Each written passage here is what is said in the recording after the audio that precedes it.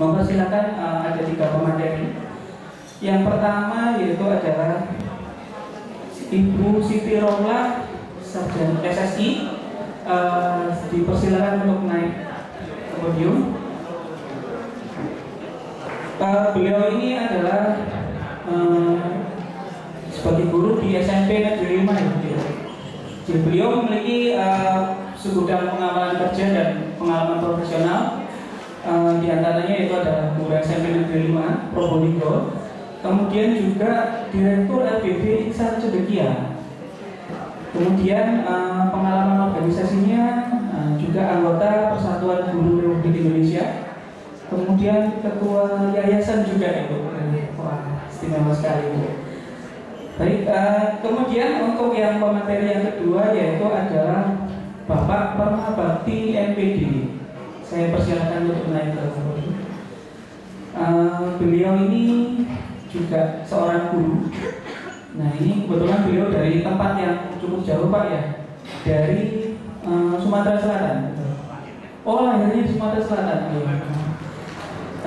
Beliau memiliki pendidikan terakhir yaitu Magister Pendidikan Sains dari Universitas Negeri Surabaya.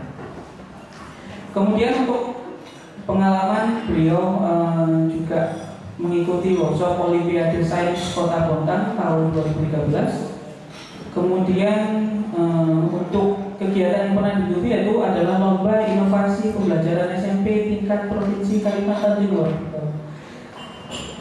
Kemudian untuk pemateri yang ketiga, saya persilakan Bapak Baharudin Iskandar MPD. Beliau adalah guru SMA Negeri 11 unggulan Pinrang Pak ya, dari Sulawesi Selatan. Untuk penghargaan beliau adalah pemenang 1 LKIG tingkat nasional Lembaga Ilmu Pengetahuan Indonesia Jakarta tahun 2013. Kemudian juga pemenang 1 penulisan best practice guru SMK SMA SMK Kemendikbud Jakarta tahun 2014. Baik, untuk mempersingkat waktu saya mempersilakan kepada Ibu Siti untuk memulai pemaparan. Terima kasih.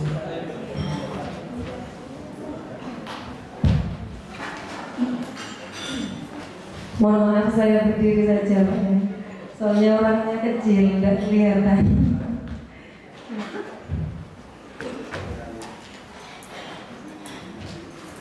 Baik, Assalamualaikum warahmatullahi wabarakatuh. Alhamdulillahirrabbilalamin. Pada kesempatan yang luar biasa ini saya bisa berada di tengah Bapak Ibu sekalian. Senang sekali berjumpa dengan Bapak Ibu guru blogger. Insya Allah kalau dari namanya Bapak Ibu guru blogger berarti pasti selalu update terhadap perkembangan dan peningkatan kualitas pendidikan di Indonesia. Dan saya juga berbangga bisa berada di tengah-tengah orang-orang yang insya Allah semuanya hebat yang di sini. Ada dari mahasiswa, dari Bapak Ibu guru, Bapak Ibu dosen, dan seterusnya.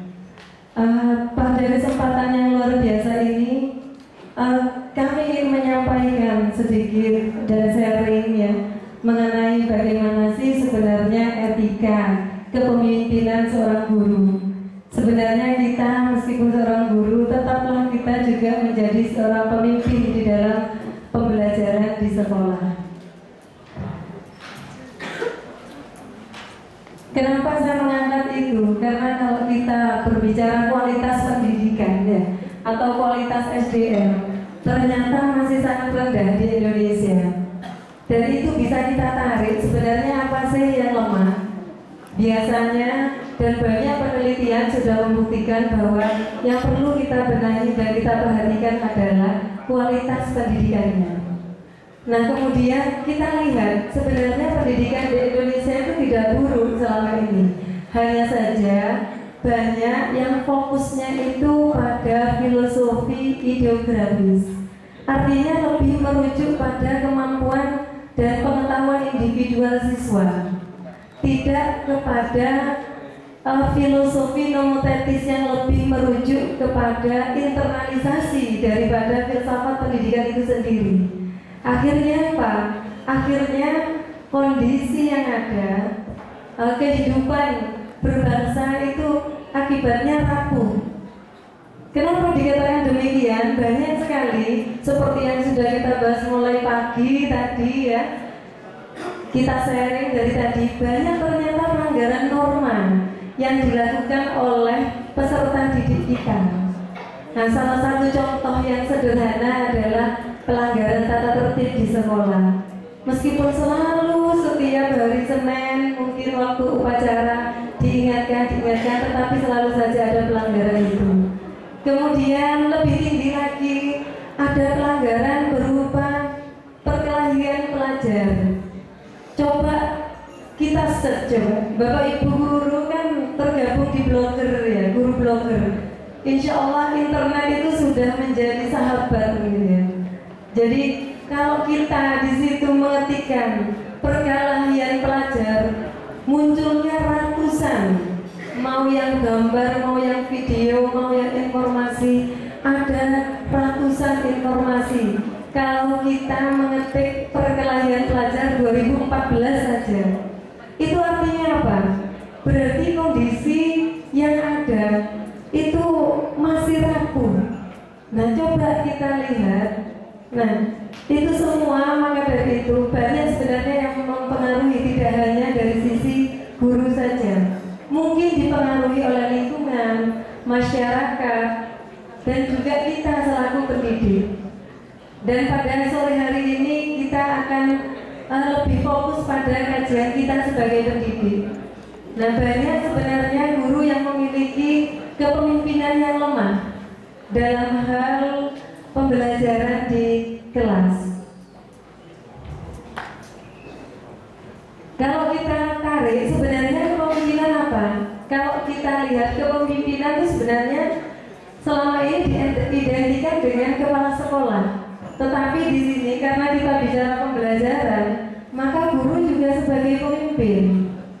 Nah, beberapa ahli di sini menyampaikan definisi tentang kepemimpinan yang intinya di sini kalau kita tarik ya, kalau kita lihat inti dari semua pendapat mereka bahwa kepemimpinan guru di sini adalah kemampuan guru untuk bisa mempengaruhi murid, karena yang menjadi sasaran utama kita atau pengikut kita nanti adalah seorang murid. Nah, kemudian untuk kepemimpinan guru kita lihat ada 3 dimensi pengembangan di sini. Yang pertama di sini adalah pengembangan individu. Untuk pengembangan individu itu berkaitan dengan peran dan tugas guru dalam memanfaatkan waktu di kelas bersama siswa. Nah ini sebenarnya kalau kita baca seperti ini seolah sepele. Nah artinya dalam mempengaruhi siswa, jadi kalau tadi pemimpin harus mampu mempunyai pengaruh. Nah ketika kita bersama dengan siswa, diharapkan guru di sini bisa memainkan peran. Nah apa perannya? Bisa memainkan peran mungkin sebagai orang tua, ya, sehingga ada kedekatan dengan siswa. Nah pada saat kita bersama dengan siswa, kalau ada dan tidak adanya guru itu sama saja bagi siswa. Nah artinya berarti kan tidak ada pengaruh. Kalau tidak ada pengaruh berarti kita sebagai pemimpin di kelas mereka itu sebenarnya gagal. Karena kalau ada dan tidak adanya sama, ya lebih baik tidak ada kan? Nah seperti itu. Nah kemudian untuk pengembangan tim di sini berarti upaya kolaboratif untuk membantu rekan sejawat dalam mengeksplorasi dan mencoba gagasan baru. Nah ini kaitannya dengan teamwork.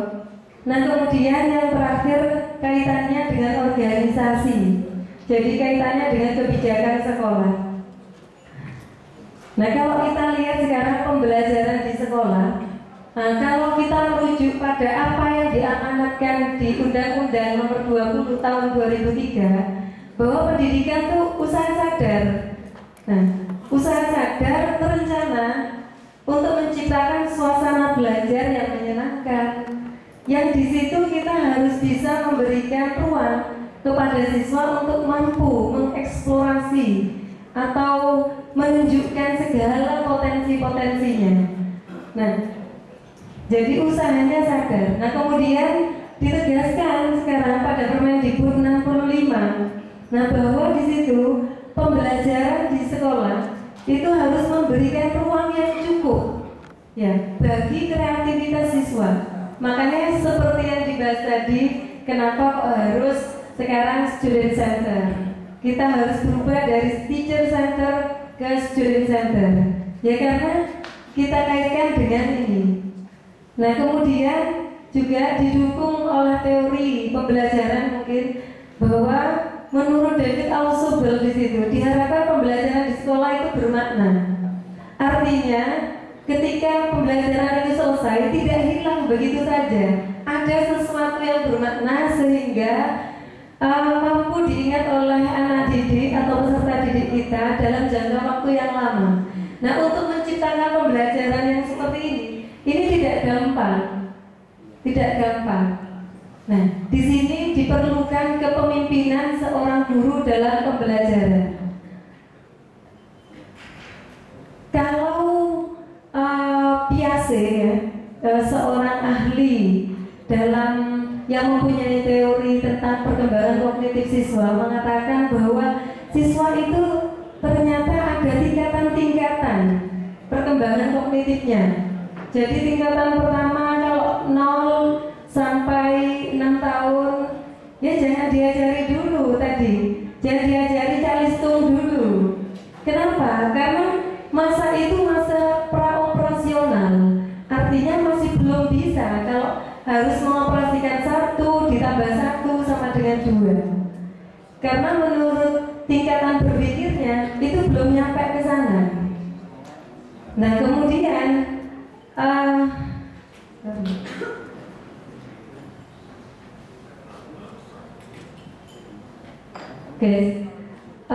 kemudian menurut Piaget tadi, kita seharusnya menjadi pemimpin itu yang arif, ya, memperlakukan siswa sesuai dengan kemampuannya. Kalau katanya Vygotsky itu sesuai dengan ZPD-nya, Zone Proxima Development.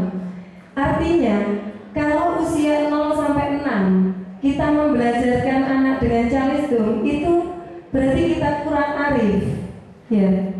Kemudian, misalkan kita membelajarkan matematika, kita ingin membelajarkan suatu pembuktian tentang teorema Thales, misalkan, bahwa di situ teorema Thales mengatakan bahwa jumlah sudut dalam satu segitiga, dalam sebuah segitiga itu 180 derajat. Maka kita tidak perlu membuktikan atau mengarahkan siswa menggunakan pembuktian yang formal.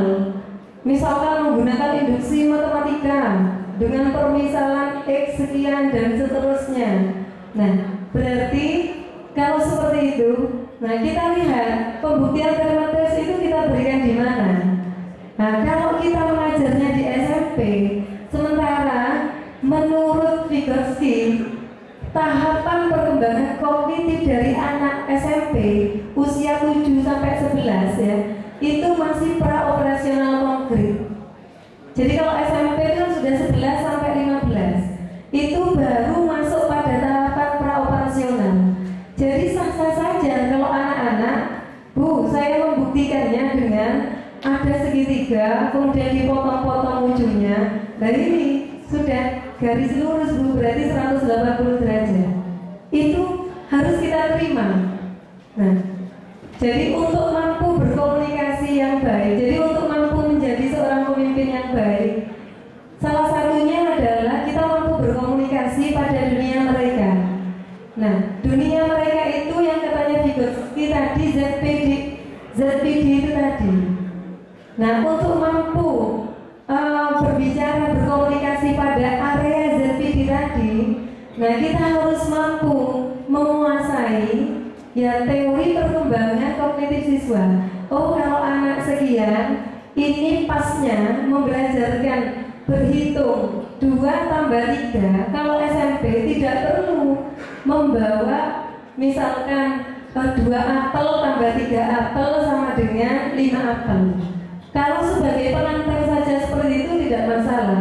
Tapi kalau di SD pada rentang usia 7 sampai 11 kita diharapkan seperti itu. Jadi operasional konkret. Ya, jadi ada barang nyatanya. Ada barang nyatanya. Kalau katanya Brunner itu bertahap. Jadi membelajarkan sesuatu dilihat. Nah, yang pertama itu tahapannya harus enaktif dulu. Ya. Kalau tadi membelajarkan matematika 2 apel tambah 3 apel sama dengan 5 apel, ada barangnya.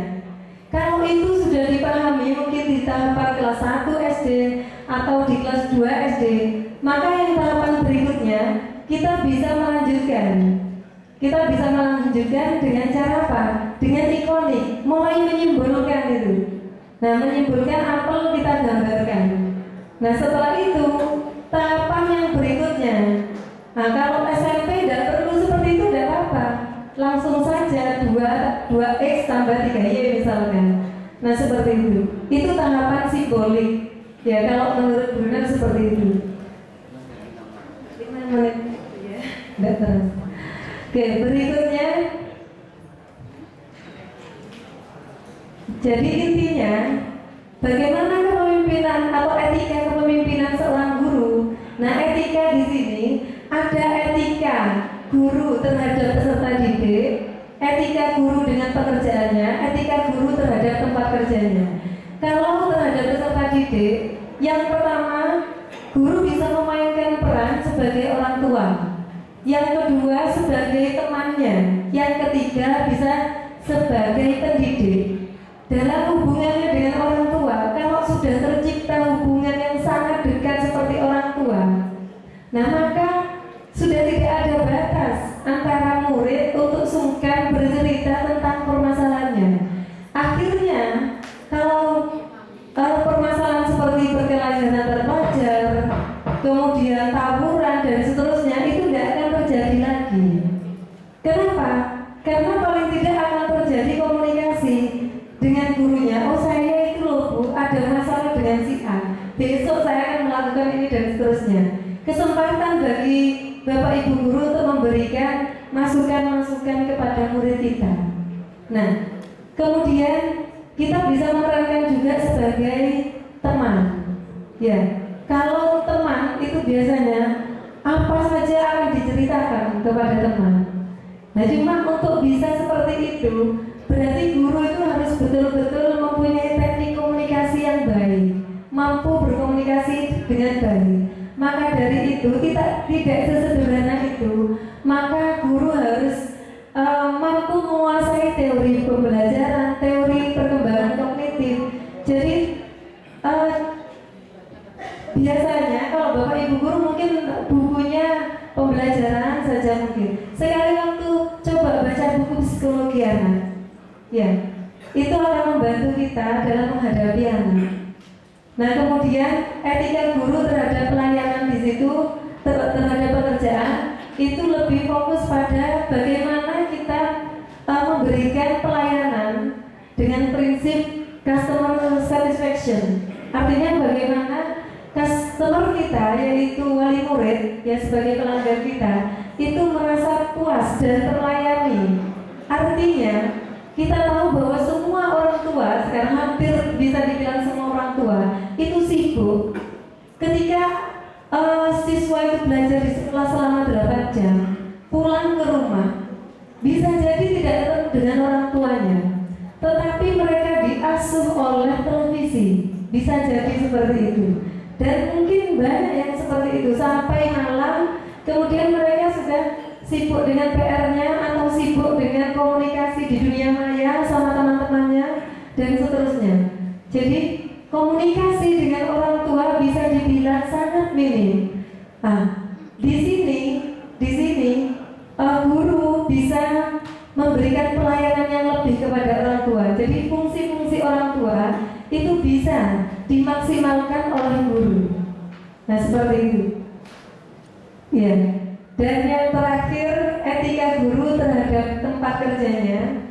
Ya, kalau tempat kita kerja kebetulan ada fasilitas wifi dan seterusnya, ya bersyukurlah. Tapi kalau tidak ada, guru tidak mati kreativitasnya. Dengan kondisi apapun kita harus bisa menjadi orang yang kreatif. Sekalipun bahkan tidak ada papan tulis di kelasnya. Nah, bagaimana kita bisa kreatif? Ya, kalau tidak ada alat peraga, kita menggunakan lingkungan. Kalau lingkungan tidak mendukung, ya kita pakai permainan. Jadi dengan apapun, guru diharapkan bisa membangkitkan kreativitasnya dengan kondisi tempat kerja seperti apapun. Jadi mungkin itu yang bisa saya sampaikan.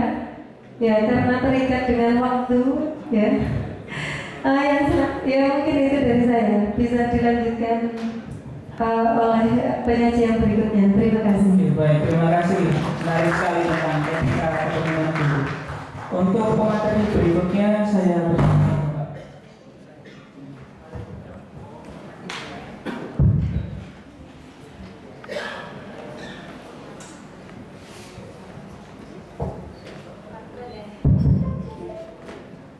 Assalamualaikum warahmatullahi wabarakatuh. Selamat sore Bapak Ibu. Jam saya jam 5:04. Ya, ternyata jam 5. Tadi malam saya tidak sempat mengubahnya, ini waktu Indonesia Tengah.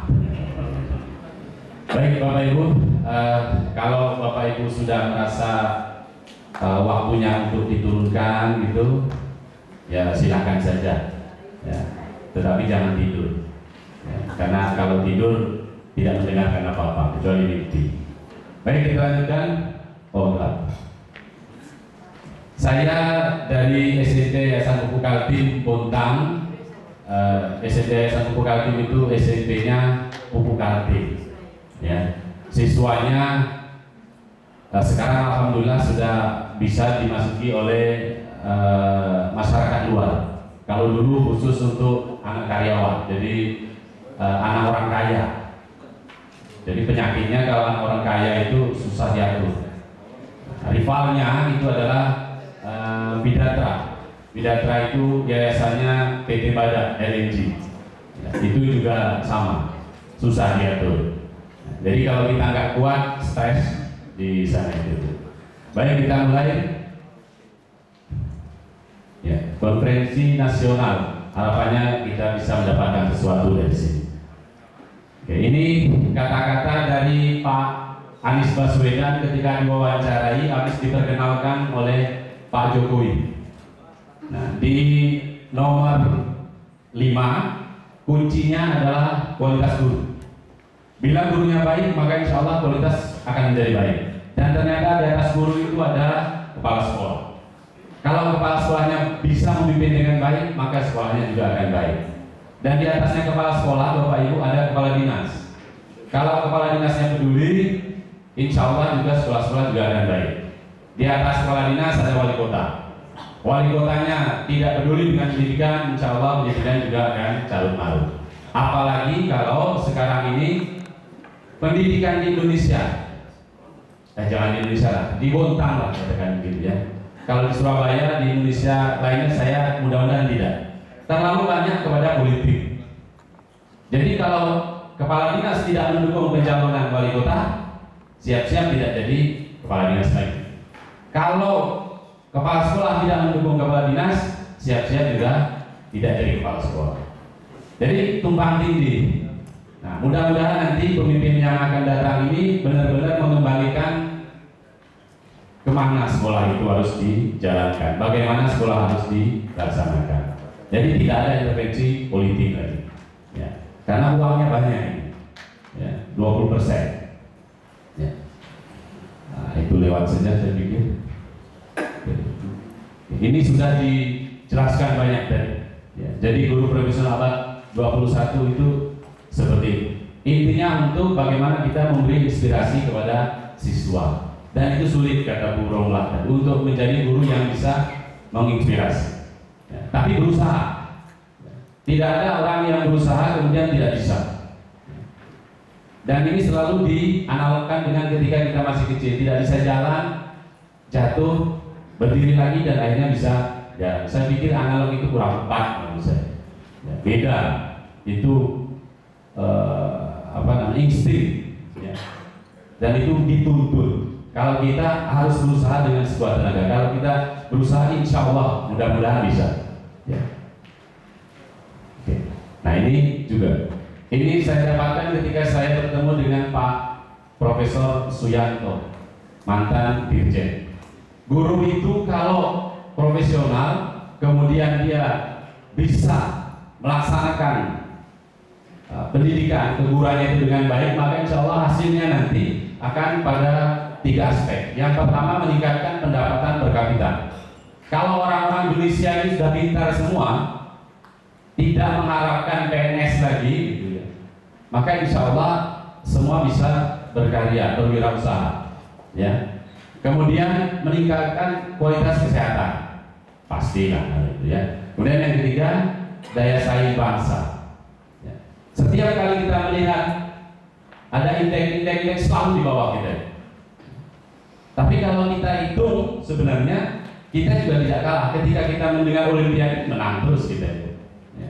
Tapi berapa dari sekian jumlah siswa yang bisa seperti itu? Bahkan Pak Yohanes kan pilih-pilih, tidak sembarang.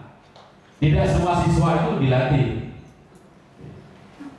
Bayangkan kalau semuanya bisa seperti itu, maka Indonesia berada di atas awan. Oke. Tujuan pendidikan menurut UNESCO ada 4 itu. Dan ini sudah hafal semua kita.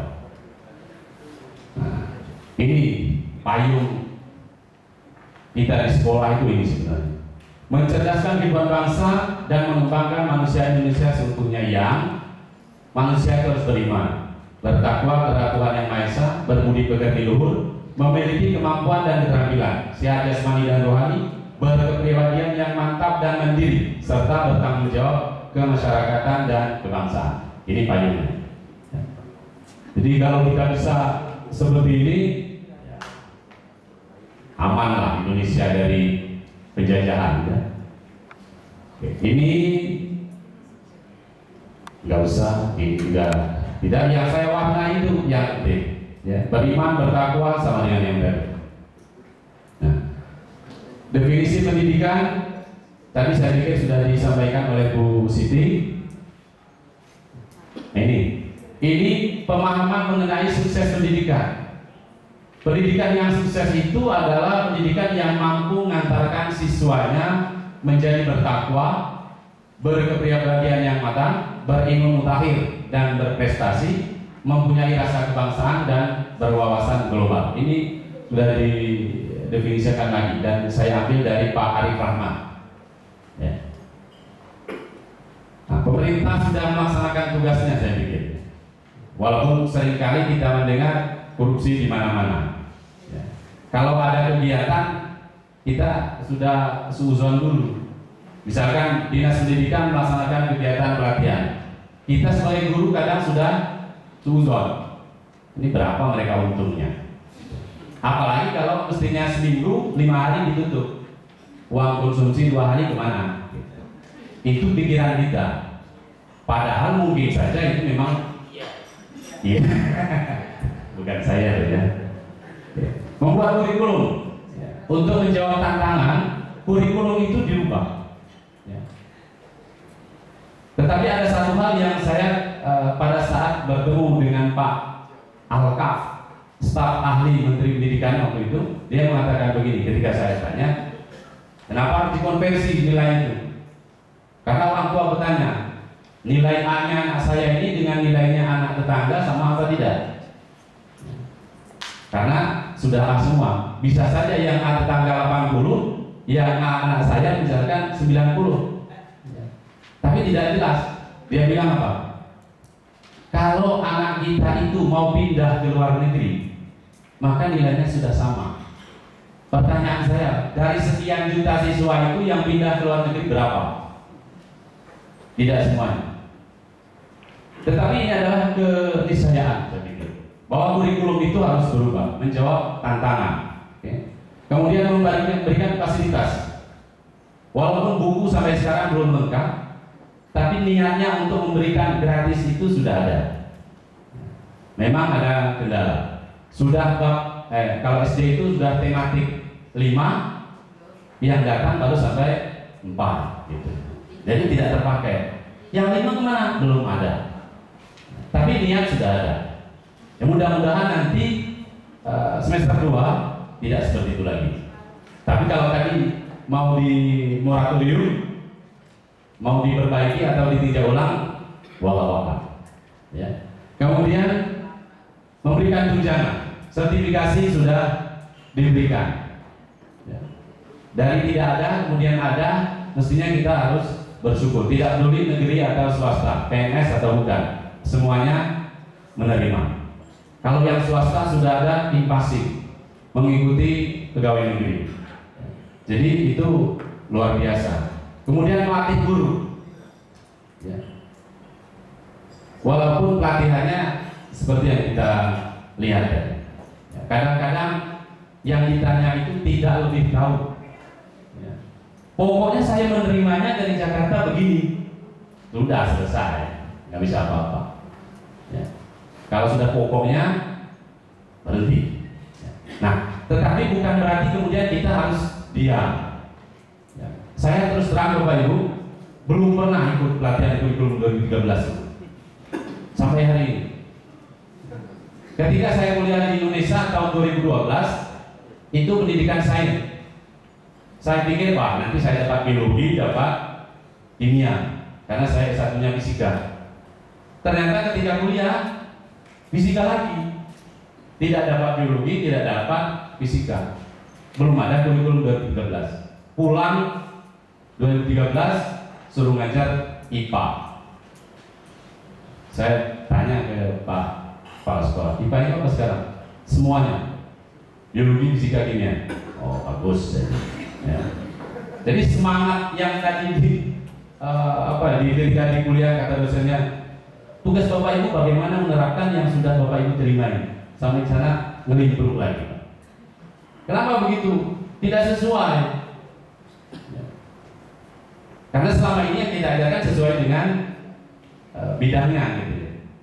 Yang tadinya kita ajarkan misalkan fisika dengan baik dan benar gitu.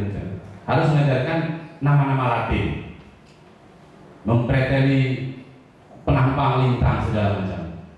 Kalau dari bukunya mungkin saja kita bisa. Artinya apa yang kita buku kita sampaikan, tapi kan tidak dalam hati, tidak dengan hati kita menyampaikan. Hanya menyampaikan tulisan-tulisan saja.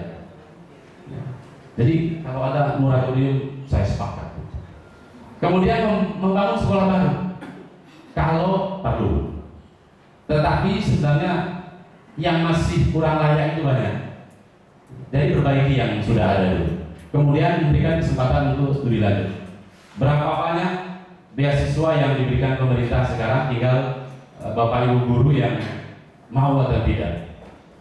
Ketika sudah kuliah, tugas belajar tidak dapat sertifikasi, mundur lagi. Ya. Tinggal 4 tahun lagi nggak usah. Oh tinggal 10 tahun, akhirnya nggak ikut terus. Maka harus dicarikan solusinya. Saya pikir pemerintah mudah-mudahan ya sekolah ya dapat sertifikasi.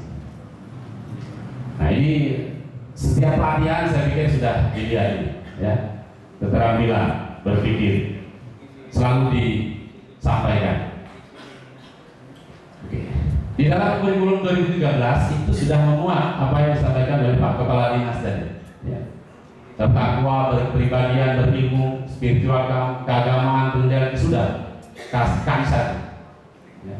Bagaimana beragama dan bersosial. Guru definisinya sudah paham. Ya. Tetapi perilaku guru itu dituntut oleh norma. Ya. Normanya adalah kode etik guru 9. Dan ini selalu disampaikan, saya disampaikan oleh Ketua PGRI Kalimantan Timur untuk selalu menyampaikan ini kalau ada kesempatan. Karena kita tidak tahu berbakti membimbing peserta didik untuk membentuk manusia yang seutuhnya, mendukung apa yang ada di undang-undang tadi. Kemudian memiliki dan melaksanakan kejujuran profesional. Berusaha memperoleh informasi tentang peserta didik, ini yang penting. Berapa tahun kita mengajar, berdekatan dengan siswa, berapa yang kita ketahui tentang anak didik kita? Apakah hanya datang masuk kelas menyampaikan materi, selesai keluar?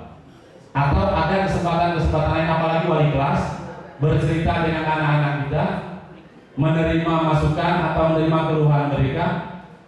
Sebagai wali kelas harus dilaksanakan, saya pikir. Tetapi kadang anak-anak itu juga, kalau kita sudah terlalu dekat, juga waktunya belajar malah bercerita. Ya. Oke. Kemudian menciptakan suasana yang dapat diterima peserta didik untuk berhasilnya proses belajar mengajar. Menciptakan suasana itu yang penting. Ya. Kalau kita masuk saja sudah merenggut gitu ya, sudah panas, apalagi misalnya. Nah, ini lagi-lagi kembali kepada pemetaan mata pelajaran. Ya.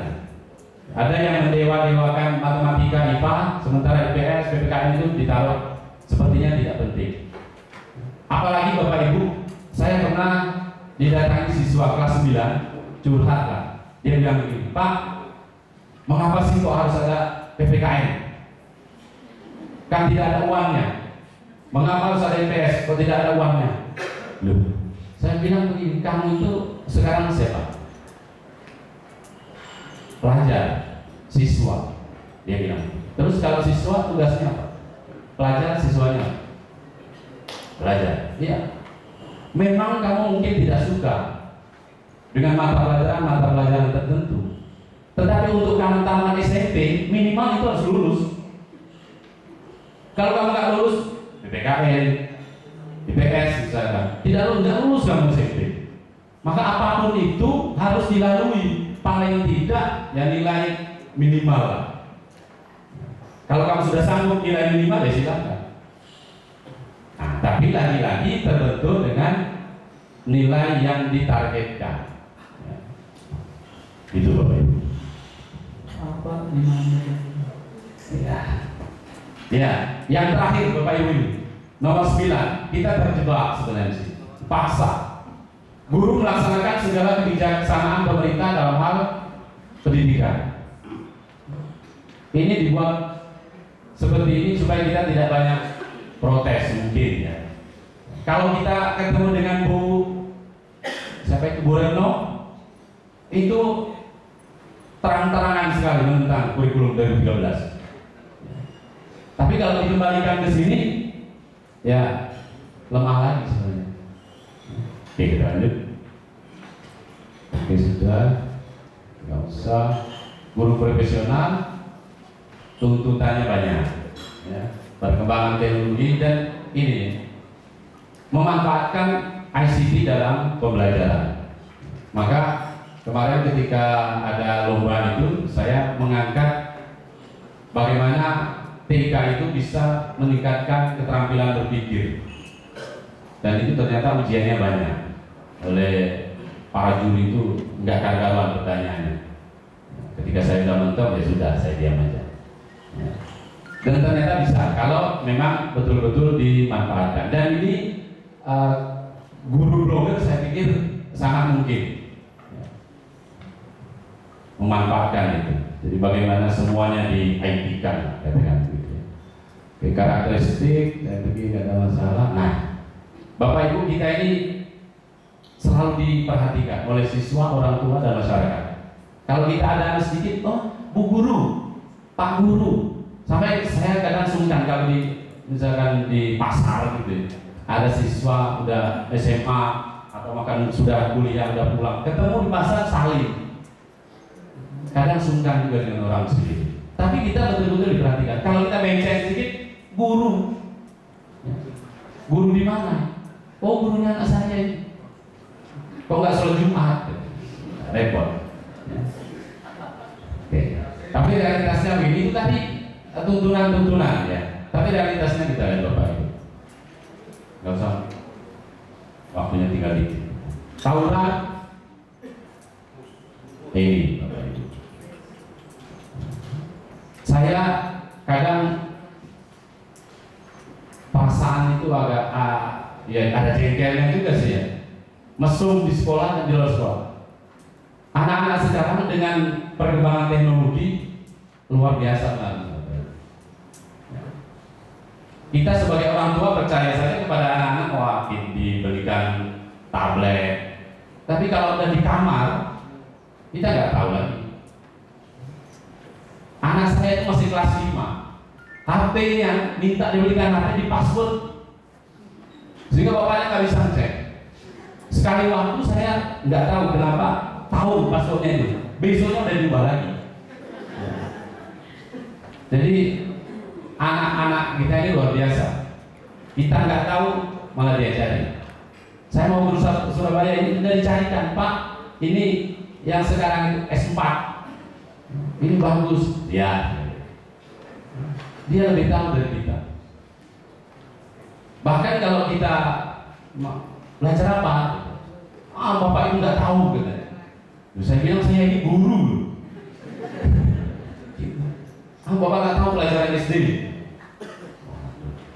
Segitunya ya anak-anak sekarang. Jadi tantangan kita di samping kita harus mencerdaskan anak orang, anak bangsa ini, anak kita seperti apa? Itu tantangan. Kalau di sekolah kita baik-baik dengan anak orang gitu, gimana kabarnya hari ini? Di rumah capek-capek ditanyain, Pak ada PR tolong bantu. Bentar. Sana dulu. Bapak capek. Padahal nggak boleh begitu ya. Boleh. Harus bersabar ya. Guru campur siswa. Ini saya di Surabaya malah ya, guru agama ya. Alhamdulillah Bapak Ibu. Memang guru itu juga manusia. Nggak bisa dipungkiri. Punya nafsu juga. Tapi kalau ya nafsu harus diimbangi kan ya, saya pikir imannya harus dinaikkan. Maka pelatihan guru itu sangat diperlukan. Paling tidak tukar pikiran lah, bertemu bercerita itu penting. Ya. Pelecehan, masih ingat kita di itu? Moral yang semakin merosot. Kalau zaman dulu ketemu guru nunduk-nunduk, sekarang malah gurunya di apa ini? Ya, dirangkul-rangkul. Malah panggil bos, gimana bos saya ini? Saya bilang kamu jangan panggil bos, ya kan? Prank. Anak-anak sekarang begitu. Nah ini tontonan. Ini yang paling merusak saya pikir. Sinetron itu tidak ada yang baik. Walaupun tukang bubur naik haji, ya. Walaupun apa itu yang jilbab in love apa itu, ya. Apalagi tadi katanya Naruto, dan itu disenangi anak tapi repot kita. Saya punya peraturan di rumah kalau maghrib TV-nya mati. Tapi yang terjadi Pak, maghrib itu berita ternyata. Saya juga yang nyalakan. Buat peraturan dilanggar sendiri. Ya. Tapi kadang, karena tidak penting tadi, akhirnya dilanggar sendiri. Nah, dirubah kecuali bapak. Protes anaknya. Oke, lingkungan kita itu sudah memberikan pengaruh yang baik atau tidak? Kita di sekolah sudah mengajarkan yang baik-baik, di rumah tidak didukung. Kemudian yang paling mengesankan Bapak Ibu, di TK itu diajarkan anak kita untuk banyak sekali saya pikir ya. Anak saya TKB ketika dia pulang saling dengan gurunya, mendoakan gurunya. Semoga ibu sehat, panjang umur. Sama gurunya juga didoakan. Semoga Ananda juga sehat, panjang umur. Besok kita ketemu lagi. Kalau kita menyaksikan pada saat itu, sebenarnya kita pengen nangis. Atau kalau kita lihat anak-anak kita tampil, pengen nangis. Tapi di rumah, kalau saling dengan orang tuanya mendoakan atau tidak? Saling. Sana mandi. tidak didukung kan? Jadi bertolak belakang. Apa yang sudah diajarkan guru di sekolah, di rumah tidak didukung oleh orang tua dan ibu. Oh ya. Oke, baik Bapak Ibu, ya begini itu malah dipelengkan lagi, repot. Nah ini juga realitas bahwa sekolah-sekolah di Indonesia belum semuanya baik. Oke. Tapi juga ada yang baik, juara olimpiade, juara musik tradisional, juara cipta lagu, juara semua gitu. Juara catur. Yang paling bawah itu juara lainnya. Tidak berhitung berarti juara. Berarti ada juga yang baik. Tapi memang yang keluar itu selalu yang jelek-jelek. Kenapa? Karena kalau sudah masuk berita itu boomingnya itu luar biasa. Ada pelecehan gurunya masuk berita, lah ratingnya naik dan itu dicari. Kalau guru, oh juara 1 guru nggak ada yang nanya-nanya. Karena kurang menarik. Sekolah sehat segala macam itu juara. Jadi Bapak Ibu masih banyak sebenarnya, tapi Bapak Ibu sudah bisa baca. Ini saja yang bisa saya sampaikan. Mohon maaf terlalu cepat atau kurang runtuh. Terima kasih. Assalamualaikum warahmatullahi wabarakatuh. Menarik sekali apa yang itu. Berikutnya saya persilakan untuk pemateri yang ketiga.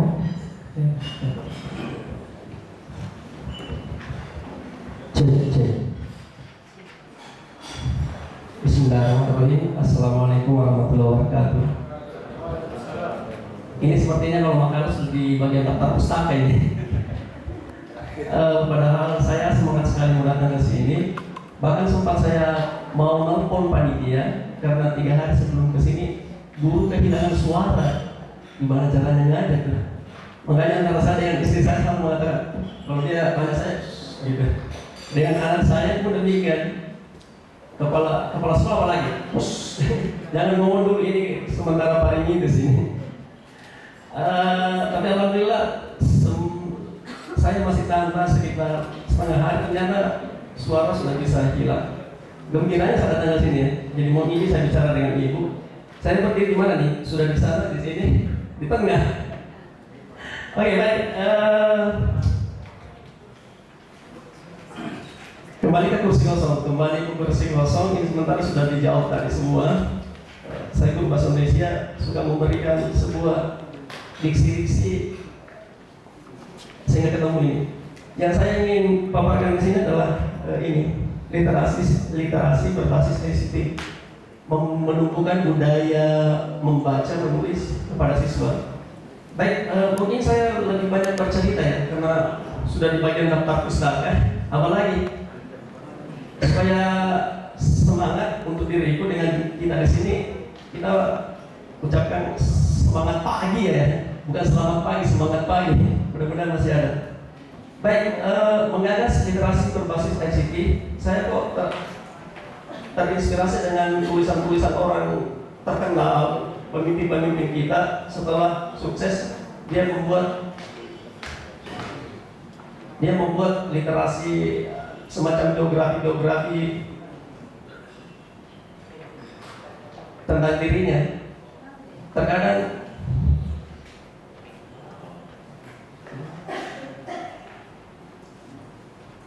misalnya Habibie kemarin, dia nulis tentang sejarah hidupnya.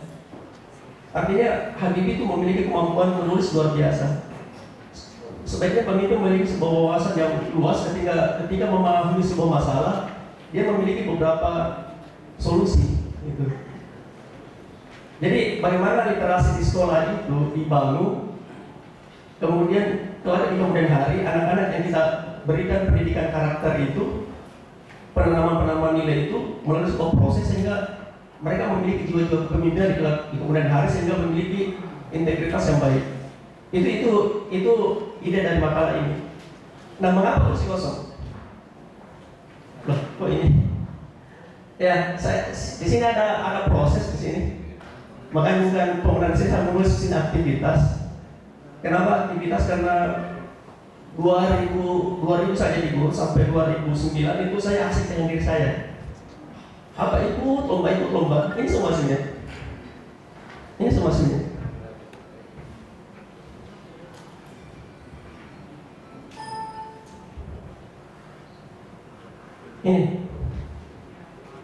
dengan kepala sekolah, loh kamu kok dengan diri, kenapa anak-anak tidak pernah dibantu itu?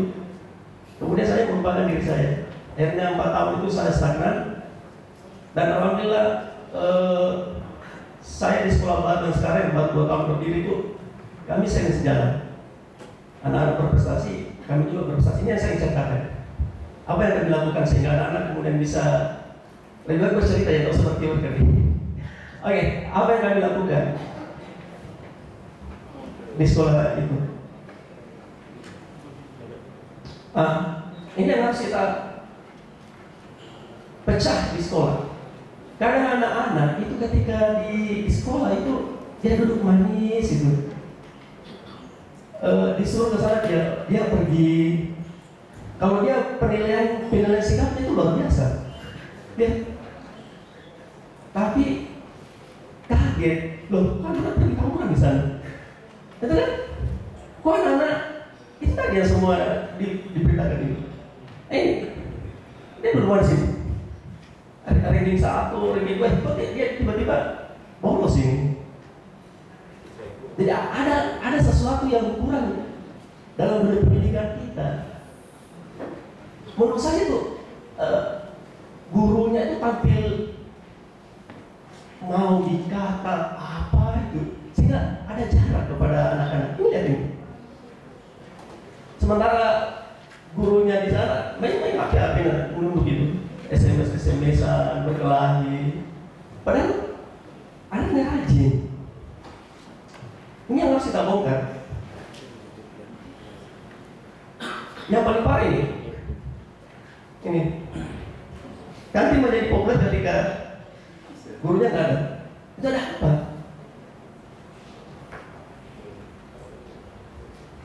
Ini ada beberapa fakta yang saya rasa sudah waktu mulai latar belakang sudah dibahas tadi di sini. Ini juga ada beberapa fakta. Ini ada beberapa fakta. Dan ternyata ketika ada kasus-kasus seperti itu, orang suka ini misalnya. Ada proses penangkapan, merahasia. Saya rasa itu bukan cara mendidik yang bagus. Saya sudah tahu tadi itu ketika di bagian penuntutan. Jadi pemahaman saya adalah ini misalnya fakta berikut. Ini harus ikut. Jadi kalau saya ceritakan mengapa tiba-tiba anak kami sekolah bahkan baru 2 tahun, ini saya rasa ini akan apa? Ini harus nyatu. Dan ini masuk dalam proses. Kebetulan sekolah kami adalah sekolah boarding, sekolah lingkungan, sekolah yang bersifat asrama. Ini akan ditemukan. Saya merasa nyaman di sini. Ya. Nah, artinya apa? Kalau kita bukan sekolah berasrama, bukan sekolah boarding, bisa tidak yang sekolah bersifat reguler itu diterapkan pada sekolah berdiskur itu? Ini yang perlu kita pikirkan bersama. Mengapa kan prosesnya ini? Kita lihat. Sekolahnya 20, kan? 24 jam. Keluarga mau menitipkan anaknya di sini. Lingkungan, penduduk, dan anak-anak itu karena sudah satu keluarga sehingga mereka mudah dibentuk.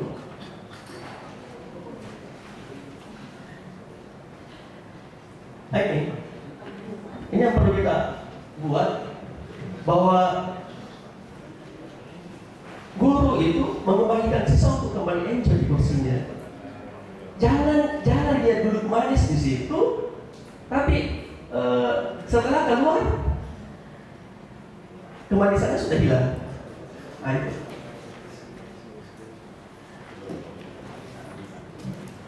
Ini posisi guru. Ada keteladanan. Saya masih ingat ketika misalnya kami jam 7 malam beli misalnya jajanan di luar, kemudian makanan itu kami simpan di satu piring, kami makan bersama di situ. Ini tidak ada mungkin. Yang perlu kita temukan di sekolah-sekolah yang non reguler itu. Kita semeja dengan mereka, kita makan bersama dengan mereka, kita berjamaah dengan mereka. Bagaimana nilai-nilai itu juga teraplikasi di dunia pendidikan umum. Ini yang perlu dipecahkan di masa yang akan datang mungkin, supaya persoalan yang kami dapat ini bisa dilaksanakan. Nah ini kasusnya nih. Bagaimana kepemimpinan kita di masa akan datang? Apakah ini akan terus dilanjutkan ketika anak-anak di sekolah itu dibiarkan begitu, hanya duduk tok saja, gurunya asik dengan RPP-nya, pemerintah asik dengan kurikulumnya, kepala sekolah asik dengan supervisinya, dinas pendidikan asik dengan kebijakannya, nggak pernah nyentuh kepada mereka.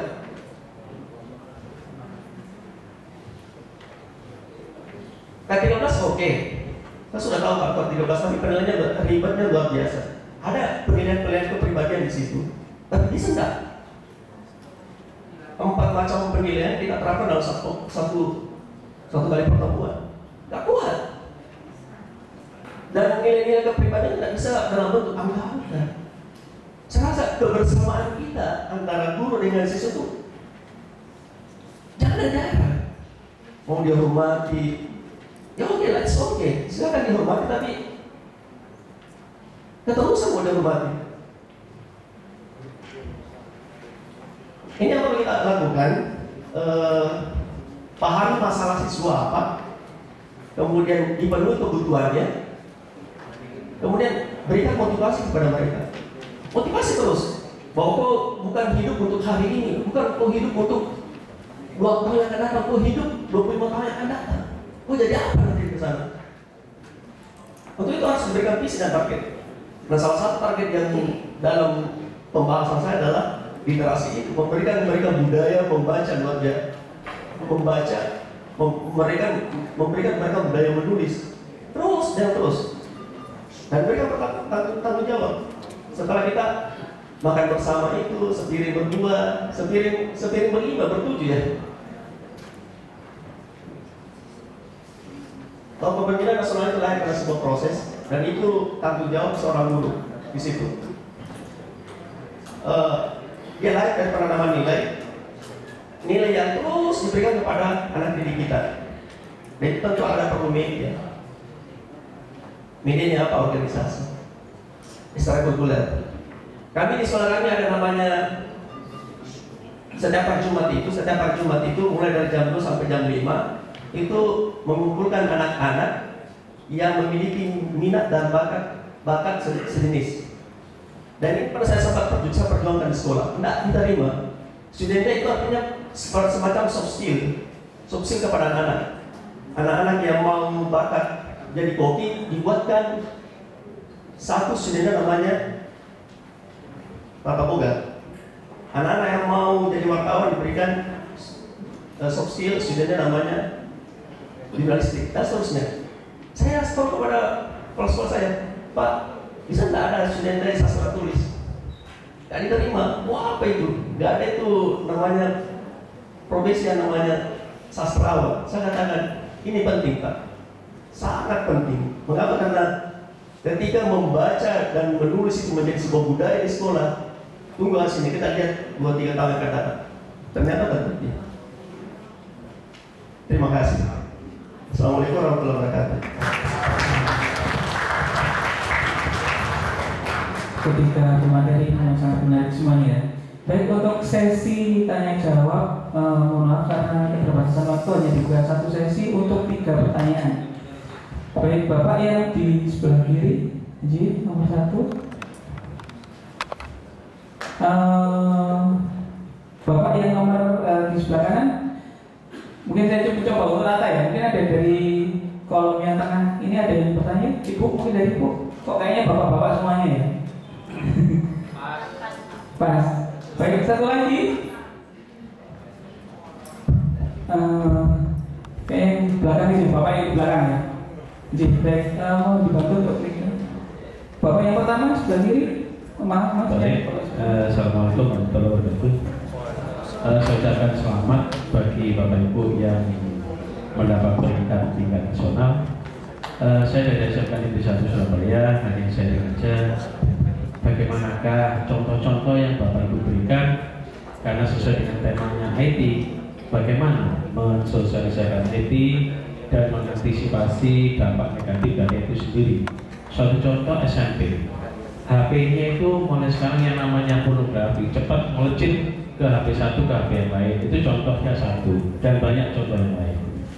Kemudian pertanyaan yang kedua, saya ingin tahu pendapat, bagaimanakah pendapat Bapak Ibu sebagai guru tingkat nasional, karena tahun depan ini 2015 adalah akta, dan alumninya itu akan diakui oleh Asia, Singapura, dan Jepang untuk bekerja secara global. Persoalannya adalah harus bersertifikat nasional, dalam hal ini BNSP. BNSP sudah membentuk LSP di sekolah-sekolah, lembaga sertifikasi profesi, dan tahun ini baru proses, hampir selesai. Padahal tahun depan kita harus siapkan alumni-alumni untuk bekerja di perusahaan asing. Untuk yang PNS dan yang sudah bekerja tidak ada persoalan, saya kira. Bagaimana anak kita yang akan lulus, itu persoalan yang paling berat. Terima kasih. Baik sekali pertanyaan. Terima kasih. Untuk pertanyaan selanjutnya, silakan Bapak. Assalamualaikum warahmatullahi wabarakatuh. Selamat sore. Saya Mardianto dari SMP Negeri 1 Widang, Tuban. Mungkin pertanyaan saya tujukan kepada Ibu Siti Romlah. Berbicara tentang problematika dalam dunia pendidikan dan kompleksitas persoalan anak-anak akhir-akhir ini memang mungkin sangat cukup memprihatinkan. Pertanyaan saya, Ibu, saya pernah masuk satu kelas dan anak-anak menyampaikan beberapa keluhan kaitannya dengan implementasi kurikulum 13. Pertanyaan mereka begini, mengapa dalam proses belajar mengajar itu ada perubahan yang sangat drastis? Ini dari anak-anak, Bu.